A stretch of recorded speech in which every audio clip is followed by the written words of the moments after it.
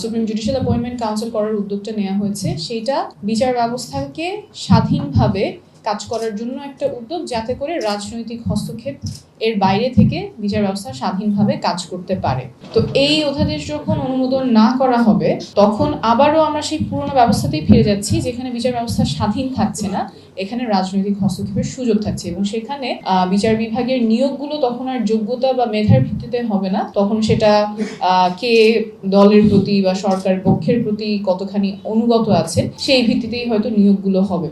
সরকার বলতে চাচ্ছেন যে এটা আরো শক্তিশালী আইন দ্বারা প্রতিস্থাপিত হবে। তো সেই শক্তিশালী আইন দ্বারা প্রতিস্থাপিত হওয়ার আগ পর্যন্ত তাহলে কি আমরা সেই পুরোনো ব্যবস্থাতেই থাকবো, যেখানে বিচার ব্যবস্থা স্বাধীন থাকে না, বরঞ্চ রাজনৈতিক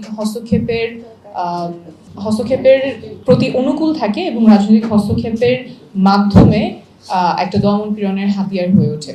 একই কথা গুম প্রতিরোধ নিয়ে যে অধ্যাদেশ, সেখানেও সরকার বলতে চাচ্ছেন যে গুম প্রতিরোধ অধ্যাদেশে যেই ক্লজটা আছে যে আইন শৃঙ্খলা রক্ষাকারী বাহিনী তাদের বিরুদ্ধে যদি কোনো তদন্ত করতে হয় বা গ্রেপ্তার করতে হয়, তাহলে সরকারের পূর্বানুমতি লাগবে।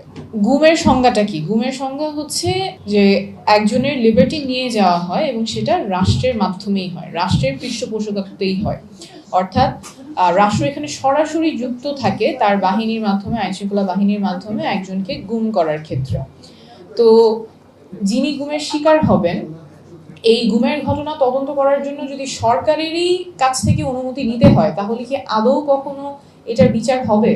একদম সোজা বাংলায় বলতে গেলে এটা এমন যে কেউ একজন চুরি করলো, চুরি করার পরে সেই চোরকে ধরতে গেলে পুলিশ প্রথমে চোরের সর্দারের কাছ থেকে অনুমতি নিতে হবে, তার আগ পর্যন্ত এটার তদন্ত করা যাবে না বা গ্রেফতার করা যাবে না, তাহলে তো সে কোনোদিন বিচার পাবে না। এবং এই মার প্যাচের কারণে কিন্তু বিগত বছরগুলোতে গুমের শিকার যে পরিবারগুলো, তারা বিচার পাননি। তো আমরা একটা অভ্যুত্থানের পরে স্বাধীন বিচার ব্যবস্থার কথা বলছি, গুম প্রতিরোধের কথা বলছি, এবং সেখানে কিছু ইউজফুল ইনস্ট্রুমেন্টস, কিছু ইউজফুল টুলস আমাদের সামনে আছে, কিন্তু মনে হচ্ছে আমরা পেছনের দিকে যাচ্ছি, পুরোনো ব্যবস্থার দিকে যাচ্ছি, যেখানে আসলে এগুলো প্রতিকারের এফেক্টিভ টুলস এবং যেই ব্যবস্থাগুলো বা মেকানিজমগুলো আমাদের সামনে থাকার কথা, এগুলোকে আরো মজবুত করার কথা, আরো স্ট্রেনথেন করার কথা, এবং যাতে এগুলো সঠিকভাবে বাস্তবায়ন হয়, মানুষের অধিকারগুলো সংরক্ষণে যাতে এই টুলসগুলো আমরা ভালোভাবে ব্যবহার করতে পারি, সেই রাস্তায় না হেঁটে আমরা পেছনের দিকে যাচ্ছি। এবং পেছনে এটা কি কারণ সঙ্গত না, কিভাবে এই ডেফিসিটসগুলো পূরণ করা হবে, কিভাবে অধিকারগুলো সমুন্নত রাখা হবে, গুমের বিপক্ষে মানুষ কি প্রতিকার পাবে, স্বাধীন বিচার ব্যবস্থা নিশ্চিত করতে কি পদক্ষেপ নেওয়া হবে, সেটা স্পষ্ট না। কিন্তু আমরা যে পেছনের দিকে যাচ্ছি সেটা স্পষ্ট, অল্টারনেটিভটা স্পষ্ট না। তো আমার মনে হয় এখানে এরকম আয়োজন খুবই গুরুত্বপূর্ণ, এবং আমরা যাতে পেছনে না হাঁটি, সামনের দিকে যেতে পারি, আমাদের অধিকারগুলো যাতে সমন্বিত থাকে, সেই জন্য যে টুলসগুলো প্রয়োজন সেগুলো যাতে প্রকৃতভাবে বাস্তবায়ন হয়, সেদিকে আমাদের মনোযোগী হতে হবে। অনেক ধন্যবাদ।